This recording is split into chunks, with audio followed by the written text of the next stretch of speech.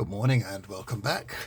We are on day 277 of our 365 days of Bible study, and at the moment we are looking at the story of Jesus, which was found in St. Mark's Gospel and which was copied almost in its entirety into the Gospels of Matthew and Luke.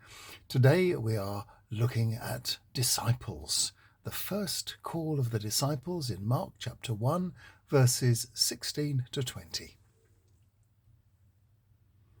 Then, going along by the Sea of Galilee, Jesus saw Simon and his brother Andrew fishing with a casting net. That was their job.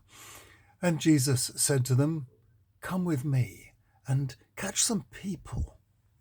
Right away they dropped their nets and went with him.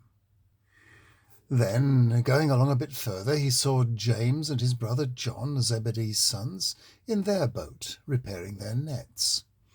He called them. Immediately he got there. They left their father Zebedee in the boat with the hired hands and went with him.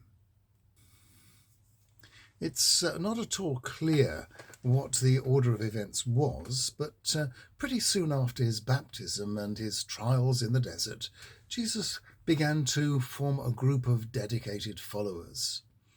This sketchy account of the beginning of Jesus' public ministry is copied word for word by Matthew, while Luke expands the story by adding to it another story about a miraculous catch of fish. This addition is borrowed from somewhere else, possibly from St. John, as a way of explaining why the disciples felt justified in leaving their jobs at the drop of a hat to follow Jesus. In Luke's version, the 4 fishermen had been unsuccessful, catching not a single fish all night. But when Jesus came by in the morning, Jesus used one of the boats as a pulpit to speak to the crowd on the beach, waiting for him to speak. After that, he instructed the men to push off from the shore and let down their dragnet. They pulled in a haul so vast the net began to break. First Peter and then the 3 others recognized this as a miracle they didn't deserve, and they agreed then and there to follow Jesus. A story that has similarities to Luke's one turns up in the last chapter of St. John's Gospel as a resurrection appearance. Mark's version of the story, copied by Matthew, doesn't explain at all why they felt they could drop everything suddenly to follow Jesus. And this is probably the basic version of the story known to Mark. Maybe Luke felt he had to add the miracle story to explain their precipitate departure with Jesus. But the addition really didn't belong to the original story, so we still have to think of some other explanation of their unexpected behavior. Had they known Jesus before? Had they listened to his new teaching and been convinced by it already? Had they heard about his reputation from others in the lakeside community?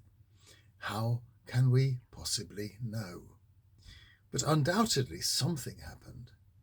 And as a 2nd century commentator put it, speaking for Jesus, "As I passed by the lake of Tiberias, I chose John and James, son of Zebedee, and Simon, Andrew, Thaddeus, Simon the Zealot, Judas Iscariot, and you, Matthew, sitting at the tax office. I called you all, and you followed me. You, therefore, I desire to be 12 apostles as a witness to Israel." Well, there we have it. Tomorrow, along the lakeside a little further, we come to the community of Capernaum, and 2 carefully described healings widen our understanding of Jesus and what he is capable of. And I'll see you then.